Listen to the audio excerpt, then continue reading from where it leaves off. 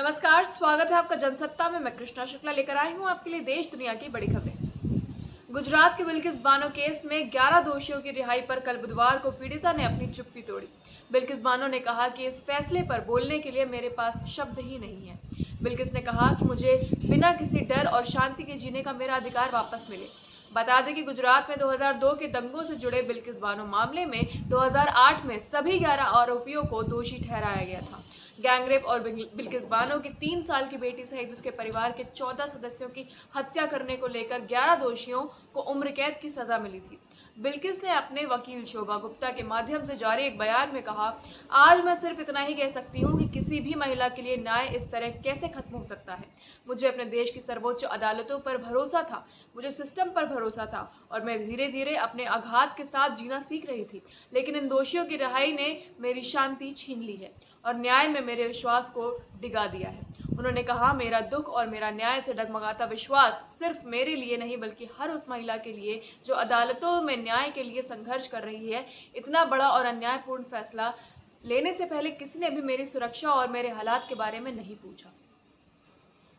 अफगानिस्तान की राजधानी काबुल में एक मस्जिद में बड़ा बम धमाका हुआ है। धमाके में करीब 20 लोगों के मारे जाने की और करीब 40 लोगों के घायल होने की खबर है। धमाके पर काबुल के इमरजेंसी हॉस्पिटल ने ट्वीट कर बताया कि धमाके में घायल कुल 27 लोगों को भर्ती किया गया है, जिसमें से 3 लोगों की मौत हो चुकी है। जानकारी के मुताबिक ये धमाका बुधवार शाम की नमाज के समय खैर खाना इलाके में मौजूद मस्जिद के अंदर हुआ। इस धमाके में मस्जिद के बड़े इमाम की मौत हो गई। पुलिस का धमाके के बारे में कहना है कि फिलहाल मरने वाले और घायल लोगों की संख्या के बारे में कुछ भी कहना उचित नहीं होगा। वहीं एक तालिबान अफसर ने समाचार एजेंसी रॉयटर्स को बताया कि धमाके में करीब 35 से 40 लोग घायल हो गए।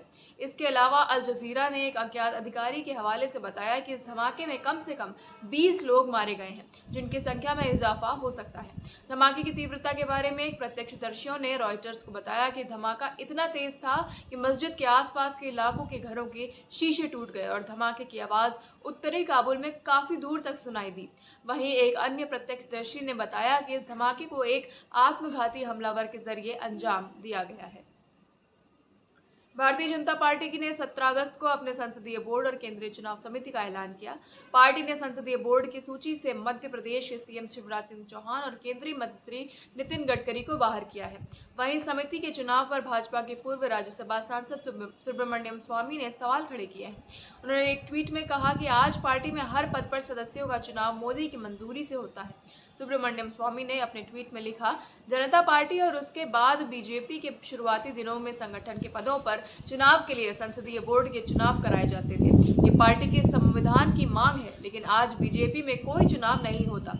हर पद के लिए मोदी के अप्रूवल से सदस्यों को नामांकित किया जाता है। अभी के लिए बस इतना ही। देश दुनिया की तमाम बड़ी खबरों से जुड़े रहने के लिए बने रहिए जनसत्ता के साथ।